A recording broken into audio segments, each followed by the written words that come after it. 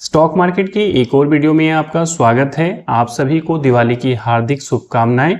तो देखिए, जैसे जैसे दिवाली का फीवर ओवर होता हुआ नजर आ रहा है, मुहूर्त ट्रेडिंग सेशन भी क्लोज होता हुआ नजर आ रहा है। ऐसे में एक कंपनी जिसने अच्छा रिजल्ट पोस्ट किया है, इसके ऊपर हम लोग बात करने जा रहे हैं। तो कंपनी का नाम है करूर वैश्य बैंक। इस कंपनी के रिजल्ट्स को हम लोग क्वार्टरली और ईयरली बेसिस पे चेक करेंगे। साथ के साथ हम लोग फंडामेंटल भी चेक करेंगे कि ये कंपनी कैसी नजर आ रही है। रिजल्ट को देखने के बाद अपना डिसाइड कीजिएगा कि आपको इसमें इन्वेस्टमेंट करना चाहिए नहीं करना चाहिए। इसके लिए अपने आप फाइनेंशियल एडवाइजर से जरूर संपर्क कर लीजिएगा। तो ये जो नोटिफिकेशंस है, आप देख सकते होंगे करूर वैश्य बैंक का रिजल्ट जो लास्ट वीक आता हुआ नजर आया है। यहाँ पे टोटल बिजनेसेस में अगर आप देखेंगे ईयरली बेसिस पे तो 15.37% का जंप था। क्वार्टरली बेसिस पे अगर आप देखोगे तो 3.67% का जंप है। डिपॉजिट्स में अगर आप देखेंगे तो 15.29% का ईयर ऑन ईयर बेसिस पे जंप है और क्वार्टरली बेसिस पे 3.60% है। इसी चीज के फिगर को हम लोग करोड़ में आगे चेक करेंगे। लोन बुक देखेंगे तो वहां पे भी ग्रोथ के चांसेस आपको नजर आ रहे हैं। ईयरली बेसिस पे 15.47% और क्वार्टरली पे 3.75%। तो कहने का मतलब है टोटल बिजनेस देखो, डिपॉजिट देखो, लोन बुक देखो, हर जगह अगर आप देखेंगे तो कंसिस्टेंट वे में ये जंप आता हुआ नजर आया है। कासा में अगर आप देखेंगे तो ईयरली बेसिस पे 8.237% और कासा रेशियो अगर आप देखेंगे तो 27.65% आता हुआ नजर आया है। इसके साथ साथ निम्स को आपको जरूर ध्यान देना चाहिए। निम्स अगर आप देखेंगे तो 3.82% से ये डाउन होता हुआ नजर आया ईयरली बेसिस पे, जहां पे थोड़ा सा हो सकता है कि आपको तकलीफ होता हुआ नजर आएगा। निम क्या होता है तो नेट इंटरेस्ट मार्जिन होता है, इसको ध्यान रखना है। अदर इनकम के कॉलम में थोड़ा सा जंप है, तो ये रिजल्ट का एडजस्टमेंट जब कैलकुलेट करेंगे तो उसको जरूर आप चेक कर लीजिएगा। रिटर्न ऑन इक्विटी 17.12%, जो कि अपने आप में अच्छी बात है। और ग्रॉस एनपीए अगर आप देखेंगे, जीएनपीए जो यहाँ पे है ये 0.76% है और नेट एनपीए 0.19% है। अगर इस कंपनी के रिजल्ट्स को अगर आप एनालाइज करोगे ईयरली बेसिस पे तो नेट प्रॉफिट में आपको दिखेगा कि एक रोबस्ट ग्रोथ है। और ये जो टोटल जो मैं आपको फिगर्स दिखा रहा हूं, ये मैनेजमेंट की तरफ से कमेंट्री में कॉन कॉल में बोला हुआ है, इस चीज को ध्यान रखना है। तो अगर हम यहाँ पे देखें कि ये जो ग्रोथ 21.35% का जो ग्रोथ हुआ है और 574 करोड़ जो लास्ट ईयर की अपेक्षा जो 473 करोड़ से बढ़ करके आया है, तो अपने आप में नो डाउट एक बेहतरीन फिगर है। तो इसको अगर आप देखेंगे तो इसके बेसिस पे अगर हम इस स्टॉक को एनालाइज करने की कोशिश करें फंडामेंटल तौर पे, तो आपको देखिएगा इसका जो प्राइस टू अर्निंग है बहुत ही कम है। कितना कम है इसकी चर्चा हम लोग आगे बात करेंगे। इससे आगे अगर हम देखें कि जो इसकी एसेट क्वालिटी है, जीएनपीए भी अगर आप देखेंगे तो इंक्रीज होकर के आया है 10 bps in compare to Q1 of the current financial year. इसके साथ साथ अगर आप देखेंगे कि नेट जो एनपीए है, एनएनपीए जो हम बात करते हैं, नेट नॉन परफॉर्मिंग एसेट्स, वहां पे भी अगर आप देखेंगे तो आपको एक पॉजिटिव फिगर ही नजर आ रहा है। लास्ट में अगर हम थोड़ा सा डिटेल्स में देखें कि जो इस कंपनी का नेटवर्क है वो नेटवर्क कितना है, ये डेटा 30 सितंबर 2025 के हिसाब से है। इस बैंकिंग का जो नेटवर्क देखेंगे तो 895 ब्रांचेस हैं, एक डिजिटल ब्रांच है इसका, और उसके साथ देखेंगे तो 2225 एटीएम्स ऑलरेडी लगे हुए हैं। तो इसके साथ साथ अगर हम देखें कि इतने जो एटीएम्स लगे हुए हैं जो डिजिटल बैंक्स हैं, तो आपको ये अर्बन एरिया में ज्यादा देखने को मिलेगा। कंपनी का जो कारोबार है रिटेल बैंकिंग में ज्यादा है। इन जनरल जब भी आप देखते होंगे किसी भी बड़ी कंपनी को अगर आप एनालाइज करेंगे, जैसे एचडीएफसी बैंक है, आईसीआईसीआई बैंक है, एक्सिस बैंक है, तो आपको दिखेगा कि रिटेल का कारोबार वहां पे ज्यादा होता हुआ नजर आता है। जिस कंपनी में कॉर्पोरेट का कारोबार ज्यादा होगा वहां पे आपको डेट होने के चांसेस ज्यादा रहते हैं, इस चीज को ध्यान रखना है। तो रिटेल से ज्यादा पैसा आपका आना चाहिए, तो वो बैंकिंग के रिजल्ट्स थोड़े से आपको स्टेबल नजर आएंगे। कॉर्पोरेट और होलसेल बैंकिंग देखेंगे तो आपको दिखेगा 18% का है, ट्रेजरी 17% का है और अदर बैंकिंग ऑपरेशंस जो है वो 1% का है। अदर बैंकिंग में क्या आता है कि थर्ड पार्टी जो ट्रांजेक्शन्स होते हैं या जो प्रोडक्ट्स डिस्ट्रीब्यूशंस होता है, डीमेट सर्विसेज होता है, और बहुत सारे छोटे छोटे जो फंड्स होते हैं जो आपको इन्वेस्टमेंट करवाते हैं, वो सारे चीज उसमें नजर आते हैं। मार्केट कैप देखिए तो 23,471 करोड़ की कंपनी है, और अगर आप इस कंपनी का करंट प्राइस देखें तो 243 पे है। आज इसने 52 एक हाई लगाया 247 रुपए 50 पैसे के ऊपर 248 रुपए के पास, और लो इसका 154 रुपए पे है। स्टॉक की पी 11 के मल्टीपल पे दिख रही है, जो कि अपने आप में बेस्ट है। इसी हिसाब से अगर हम देखें कि जो इसका बुक वैल्यू है वो 123 है, तो बुक वैल्यू के हिसाब से भी अगर हम देखें तो 2 टाइम्स पे ट्रेड कर रहा है, ऑलमोस्ट डिविडेंड इन 0.89% है।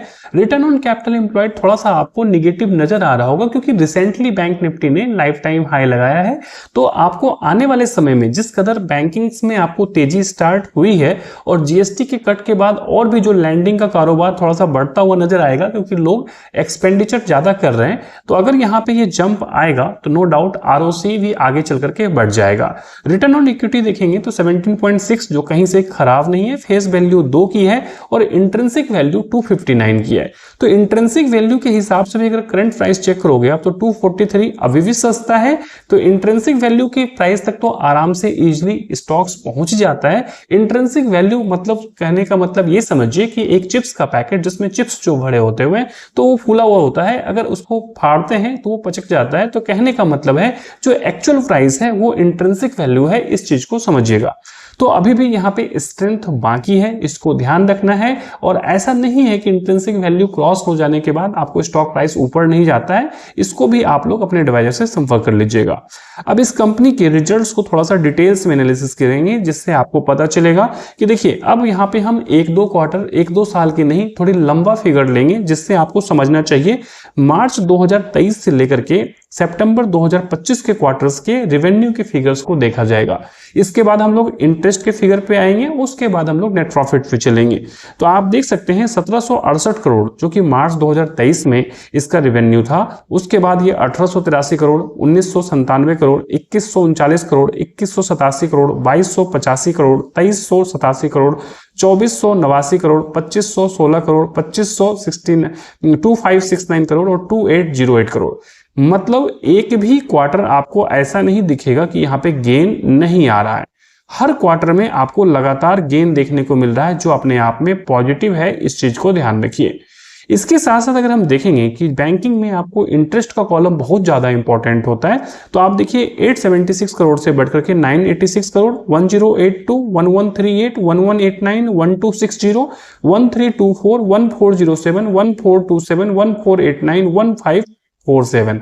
मतलब इंटरेस्ट के कॉलम में भी यहाँ पे कभी भी गिरावट देखने को नहीं मिली है मार्च 2023 से लेकर के सितंबर 2025 तक के क्वार्टर के हिसाब से। इस डेटा को हम लोग चेक कर रहे हैं तो क्वार्टरली बेसिस पे खराब नहीं हुआ है, तो ईयरली बेसिस पे ऑटोमेटिकली अच्छा है। इसके साथ साथ अगर आप देखोगे नेट प्रॉफिट का कॉलम, तो नेट प्रॉफिट के कॉलम में देखते हैं एडजस्टमेंट है या नहीं है। तो देखिए पहले ये मार्च 2023 में 338 करोड़ था जो बढ़ करके 359, 378, 412, 456, 459, 474, 496, 513, 521, 57 करोड़। कहने का मतलब है 574 करोड़ तक का फिगर यहाँ पे आ चुका है। ये quarterly result already company post कर चुकी है, अगले रिजल्ट जनवरी में देखने को मिलेगा। तो ईयरली बेसिस पे देखो या क्वार्टरली बेसिस पे देखो तो रिजल्ट इसके आउटस्टैंडिंग बोले जाएंगे। ऐसी कंपनी जो कंसिस्टेंट बेसिस पे धीरे धीरे करके ग्रो हो रही है, तो यहाँ पे आपको ध्यान रखना चाहिए। Earning per share already improve कर रहा है। अगर हम एनपीए का फिगर देखें, एनपीए का फिगर देखना बहुत ज्यादा इंपॉर्टेंट है। अब देखते हैं कि एनपीए लगातार घट रहा है या नहीं घट रहा है। तो अगर हम देखें मार्च 2023 से 2.27% होता था जो घट करके 1.99, फिर घटा 1.73, फिर 1.58, 1.40, 1.32, 1.10, 0.83, 0.76, 0.66। कहने का मतलब है इसने अपने एनपीए को भी अच्छा बैलेंस रखा हुआ है। नेट एनपीए को देखते हैं तो आपको पता चलेगा कि कंपनी कितनी स्टेबल रूप में चल रही है। 0.74% जो मार्च 2023 में थे वहां से घटा 0.59, 0.47, 0.42, 0.40, 0.38, 0.28, 0.20, 0.20, अब घट करके 0.19। तो इन सारे पैरामीटर्स में अगर आप देखोगे तो एक भी रेड फ्लैग्स आपको यहाँ पे नजर नहीं आ रहा है। तो अगर हम आगे डिटेल्स में चलते हैं जिसमें आपको दिखेगा कि जो सेल्स ग्रोथ रहा है कंपनी का पिछले 10 साल, 5 साल, 3 साल का, वहां पे पॉजिटिव फिगर है। कंपाउंड प्रॉफिट ग्रोथ को देखेंगे तो पॉजिटिव फिगर है। स्टॉक प्राइस के सीएजीआर को अगर आप देखेंगे 10 साल, 5 साल, 3 साल, 1 साल का, तो पॉजिटिव फिगर है। रिटर्न ऑन इक्विटी भी देखेंगे तो आपको ठीक ठाक नजर आ रहा है। कंपनी के फंडामेंटल देखने के बाद हम प्रमोटर की होल्डिंग्स देख लेते हैं। प्रमोटर की होल्डिंग्स को अगर हम देखेंगे तो आपको दिखेगा कि यहाँ पे 2% प्रमोटर की होल्डिंग है। एफआईज की होल्डिंग अगर हम देखें पिछले कुछ क्वार्टर्स में लगातार बढ़ रही है।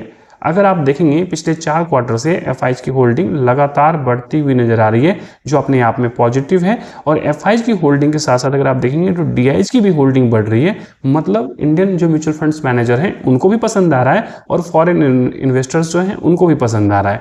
तो दोनों केस में जिनको पसंद नहीं आएगा तो पब्लिक को पसंद नहीं आएगा, जो पब्लिक अपनी होल्डिंग यहाँ पे कम कर रही है।